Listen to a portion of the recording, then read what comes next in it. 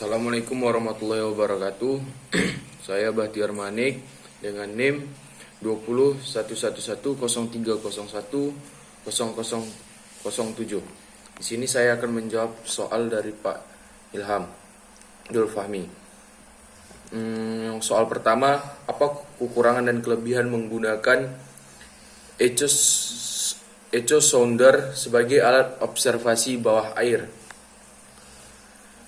Sebelumnya kita mengetahui apa itu echo sounder. Echo sounder merupakan pembangkit gema, dapat digunakan untuk menemukan objek seperti gerombolan ikan, kolom gelembung yang muncul dari dasar laut, ataupun mengetahui bentuk dasar laut. Mengetahui suasana kedalaman air adalah hal penting dalam navigasi ke pelautan dan kegiatan penangkapan ikan. Echo sounder memiliki kelemahan, yaitu jika semakin dalam laut, gambar yang dihasilkan semakin tidak jelas.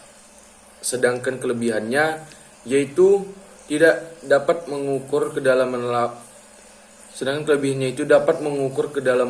Yang disertai dengan pemetaan dasar laut.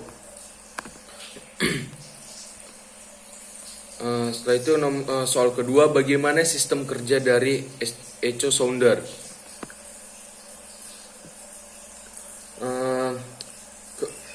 Kegunaan dasar dari echo sounder yaitu menentukan kedalaman suatu perairan dengan mengirimkan tekanan gelombang dari permukaan ke dasar air dan dicatat waktunya sampai echo kembali dari dasar air.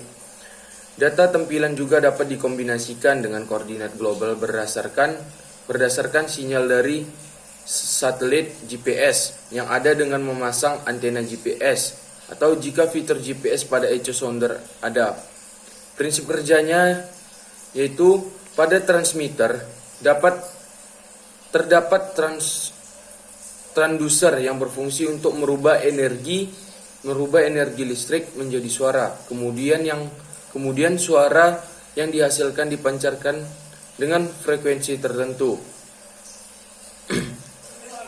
Ketika suara ini mengenai objek, misalnya ikan, maka suara ini akan dipantulkan sesuai dengan sifat gelombang, yaitu gelombang ketika mengenai suatu penghalang dapat dipantulkan, diserap, dan dibiaskan. Maka hal yang sama terjadi pun pada gelombang ini. Setelah itu soal yang ketiga, faktor apa saja yang perlu diperhatikan dalam pengambilan gambar dan video bawah air? Jawabannya ada beberapa. Yang pertama ada tebing, cuaca, pasang laut, pasir, komposisi, dan depth of field, shutter speed, dan waktu pemotretan.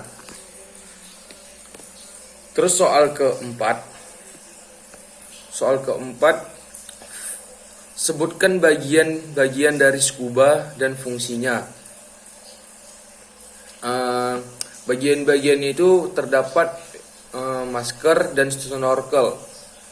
Masker berfungsi sebagai pelindung mata agar dapat melihat dengan jelas di bawah air dan sebagai pelindung hidung agar tidak kemasukan air. Wetsuit ditunjukkan untuk menjaga tubuh agar lebih hangat dibandingkan lingkungan sekitar. Ketebalan wetsuit bermacam-macam, mulai dari 3 mm, 5 mm, hingga 7 mm. Setelah itu ada BCD atau Buoyancy Compensator Device. Alat yang mirip seperti rompi ini membantu buoyancy atau keseimbangan badan pada saat menyelam. Setelah itu ada regulator selam. Alat ini berfungsi sebagai penyalur udara dari tabung menuju berbagai komponen. Setelah itu weight dan belt.